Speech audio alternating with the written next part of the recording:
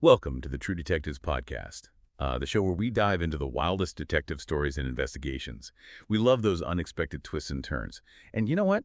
We do it all with a little bit of fun, because let's face it, sometimes the truth is stranger than fiction, right? This week, we're taking you on an investigation into a case that'll send shivers down your spine. The Whispering Bones. A listener sent in this story, and let me tell you, it paints a pretty chilling picture of secrets buried deep within a seemingly peaceful town. It does, doesn't it? It's like those anxieties we all have about the past, Mhm. how it can creep into our present and the thought that some communities might be hiding dark, uncomfortable histories. So what we're doing today is digging deep into this narrative to understand what makes it so unsettling. It makes you think about what humans are capable of, the cruelty, the lengths they'll go to protect their secrets. It really does. The story centers around this Detective Thorne, a man already battling a personal tragedy, his sister's disappearance.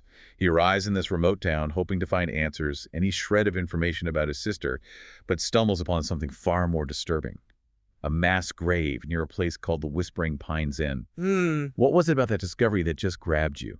That detail that hinted at something much darker lurking beneath the surface? Well, you've got Thorne, right? He's searching for one person, his sister, driven by that raw hope and desperation. And then, bam, he's confronted with this mass grave, evidence of just widespread, systematic violence. It flips everything on its head. He's looking for one missing person, but it explodes into a much larger tragedy. Right. It's like you walk into this quiet room and suddenly it's packed with ghosts. Exactly.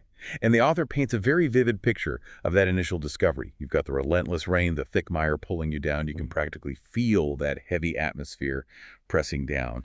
And then you add the scale of it. Skeletal remains. Plural. This isn't just a single body hidden away. It's a whole mass grave. It screams that this is something ingrained in the town's history, not just some random crime. What does that tell you? A mass grave instead of a single burial. About the nature of the crimes. It points to something organized, doesn't it? A level of violence that screams conspiracy. This wasn't some lone wolf. This was a pattern of killings. Probably involved multiple people, maybe even the whole community knew about the bodies being disposed of. And the biggest question, why were these disappearances never investigated? It's deafening, that silence surrounding a mass grave. It speaks volumes about who holds the power in this town. And then there's the name itself, the Whispering Pines Inn. It's Yeah. so evocative, right? It already hints at hidden stories and secrets. The story mentions these long-standing rumors, ghost stories, that suddenly become very real and terrifying after the discovery. How does that connection between local legends and brutal reality make the story even more disturbing? Well, think about it. Those ghost stories were probably dismissed as just that, stories. But with the mass grave, those whispers suddenly have this tangible, horrifying origin. It's like the community has been living with this awful secret, acknowledging it subconsciously through those stories, but never truly facing it. The land itself, the Whispering Pines, they become witnesses to the atrocities, and those whispers, those were the echoes of the dead all along. For Thorne, walking into this town carrying his own grief and then stumbling onto this, it's a complete shock. His search for his sister collides head-on with this massive tragedy. How do you think this discovery might change his focus? Does it make his personal quest even harder? Oh, it throws him into a moral dilemma for sure. He came for answers about his sister, but now he's confronted with all these other victims who deserve justice. What does he do? Stay focused on his own mission? Or does the sheer scale of this discovery force him to broaden his investigation? The story suggests he can't ignore it. The horror of that mass grave pulls him into something deeper, more dangerous. Who knows, maybe it even holds clues about his sister, but that seems like a long shot at this point. So let's talk about how the town reacts to Thorne and this grim finding. Initially, there's a wary silence, but it quickly shifts to open hostility. What do you think fuels that change? Is it just fear of being exposed? Or is something more going on? It's a bit of everything, I'd say. Fear is a big one. You have these powerful families, they're the foundation of the town, and they're probably terrified of their past being exposed. But I also think there's resentment. Here's this outsider stirring up their carefully crafted world. He's a threat to their identity, the stories they've been telling themselves for generations. The hostility is a defense mechanism, a way to protect that collective denial. They don't want their world disrupted. We see that hostility play out in the diner scene. All the hushed whispers and icy stares. It really feels like the community is closing ranks. What does that collective behavior tell us about the power of secrets, especially in a small town? It shows how those secrets become woven into the very fabric of the community. It's not just about individual involvement anymore. It becomes a shared identity, a way of life. Anyone who threatens that silence, like Thorn, becomes an enemy. The icy glares are a warning, a way to enforce the status quo, to discourage anyone from digging. The pressure to stay silent must be immense, even if you know the truth. And then you have that warning from the innkeeper's wife. Leave the past alone, detective. Some things are better left buried. It's a classic line, sure, but it really hits home in this story. What truth is she hinting at? It's a reminder of the damage the past can inflict. It's that fear that unearthing it will only bring more pain, more chaos. She believes, even if it's built on lies, that the current peace is better than the potential upheaval of the truth. It's a plea to keep things as they are, even if it's morally wrong. And it's a warning to Thorn. This isn't just about uncovering uncomfortable facts. It's about secrets actively being guarded. And she's implying there will be consequences. And it's interesting how the story's turning point doesn't come from Thorne's investigation, but from an elderly woman who speaks of justice for the sins of their fathers. Why do you think the author chose this unexpected source for such a crucial piece of information? It adds this historical layer. It suggests that even though the truth has been suppressed, it hasn't been completely forgotten. The elderly, they often hold a community's memory. They remember the stories others have tried to erase. Her words, whispered from the sidelines, imply that the past continues to haunt the present. It's waiting to be acknowledged. It reminds us that the most important truths are sometimes hidden in plain sight. It's often those who are overlooked that hold the key. And the motive itself is unsettling. Justice for the sins of their fathers. Collective punishment across generations, targeting people for what their ancestors did. It raises the stakes significantly, especially when you consider the connection to those powerful families, the town's elite. This isn't just about solving a crime anymore. It's about the very foundation of the town's power structure. What are the wider societal implications of this kind of generational vendetta? It speaks to that cyclical nature of violence. It reminds us that when we don't address grievances, when wounds are left to fester, they can resurface across generations. This motive shows how deeply resentment can be embedded in a community, especially when power and accountability are skewed. It makes us think, how do the unresolved conflicts of the past poison our present? The mass grave attracts unwanted attention. Reporters, families of other missing people. The town becomes a pressure cooker. And that's when the threats against Thorn escalate. Slashed tires, a blood-red note that just says, "Stop digging." How does this change the dynamic of his investigation? He's no longer just an investigator, he's a target. Those threats are a clear message. He's getting too close, and someone is willing to use violence to silence him.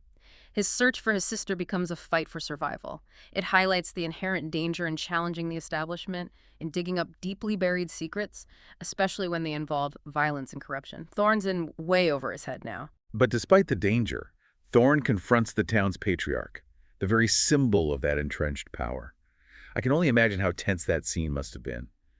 The patriarch's quote is chillingly casual, and some cemeteries are best left undisturbed. What does it say about him, about the town's secrets? It's a threat veiled in politeness, right? But it also shows this deep-seated belief that the past should remain untouched, no matter the injustice. He wants control. He wants to protect the established order, even if it's built on lies and violence. The word best is key. It implies a judgment call. It says that their comfort, their safety, is more important than truth or justice for the victims. It's a cold, pragmatic view of history. It's something to be controlled and suppressed, not confronted. Then we get this cryptic message leading Thorn to the old inn during a midnight storm. It's a classic suspense trope. But why does this secret meeting in such a dramatic setting work so well in propelling the story forward? The setting ramps up the danger, the secrecy. It tells us that the information Thorn's after is so sensitive it can only be shared in the shadows. The ruin in itself is symbolic of the town's decaying past, its hidden truths, and the storm adds to the unease. It foreshadows the turbulent revelations that are coming. The stakes are high, and the risks the innkeeper is taking are clear. That's when we meet the innkeeper. Desperate, willing to betray the town by revealing this ledger with the names of the victims. It adds a whole new layer of moral complexity. What do you think pushes him to finally break the silence? His conscience, I'd say. It's been burdened by the town's secrets for too long. Maybe he's seen the consequences of that buried history firsthand, or he feels guilty for his own role, even if it was a passive one. His desperation tells us he knows the risk he's taking. He needs to unburden himself. Maybe he even hopes for justice, and that outweighs his fear. It's a glimpse into the struggle of those living in a community defined by darkness. They know something's wrong, but they're trapped. And then violence erupts again. Gunfire cuts through the night, interrupting the innkeeper. It's a brutal reminder of the danger Thorn is in and who he's up against. The old guard, the protectors of a toxic legacy. How does this sudden violence emphasize how deeply those secrets are rooted in the town? It shows how far those in power will go to protect their secrets. It's immediate and violent. It shows they're always watching, ready to silence anyone who threatens their carefully constructed reality. This isn't just about passively burying the past. It's about actively suppressing any attempt to uncover it. The gunfire is a full stop to truth and justice. It shows the ruthlessness of those who benefit from the silence. In all the chaos, Thorn finds the lockbox, the weathered ledger inside, his tangible proof, a weapon against those who have remained untouchable for so long. What makes this ledger so important to the story? The ledger changes everything. It takes the story from rumors and suspicion to cold, hard evidence. It represents the possibility of accountability. The victims can finally be named and the perpetrators might be identified. Calling it a weapon is powerful. It suggests this document can dismantle the town's power structure, hold those responsible for their actions. They've operated with impunity for years, but now there's a chance for justice. The truth, no matter how deeply buried, might finally come to light. It gives us hope. Thorn escapes with the ledger, the rain washing away the grime as he flees. It's a powerful image. What does this escape with the ledger in hand symbolize in the overall narrative? It's a moment of potential victory. It suggests that truth has a fighting chance. Yeah. The rain washing away the grime, that's symbolic of a cleansing, of shedding the town's dirt. But escape doesn't guarantee justice. It just means the battle for truth enters a new phase. Thorn's on the run, likely with the whole town after him, but he has the power to expose them. He has their secrets. And the story ends with these lingering questions. Will Thorn survive? What will he do with the ledger? Will the town finally face its past? And of course, the question of his sister remains unanswered. Why do you think it's effective to leave us with these unanswered questions? It reflects real-life investigations. They're often messy, incomplete, and there's this lingering impact of unresolved trauma. A neat and tidy ending wouldn't fit the story's darkness. Leaving those questions open, it keeps us thinking about the themes, the potential consequences of Thorn's actions, the power of secrets. It's a reminder that the pursuit of truth is long, arduous, and there are no guarantees of a happy ending. This investigation into the Whispering Bones, while fictional, is deeply resonant. A community bound by a dark secret, and the bravery it takes to challenge that silence. What stands out to you most about this story? The corrosive power of silence. It's incredible how one person can stand against a collective lie. It makes you think about the hidden stories in seemingly normal places and how they can continue to cause pain. Those secrets have a way of reaching out from the past. It really does. It asks us to consider our own role in confronting uncomfortable truths, both personally and as a community. What are those whispering bones around us, those secrets that need to see the light of day? This has been a fascinating, albeit unsettling, investigation. Rate and follow the True Detectives podcast for more true crime and detective stories. Thanks for joining us.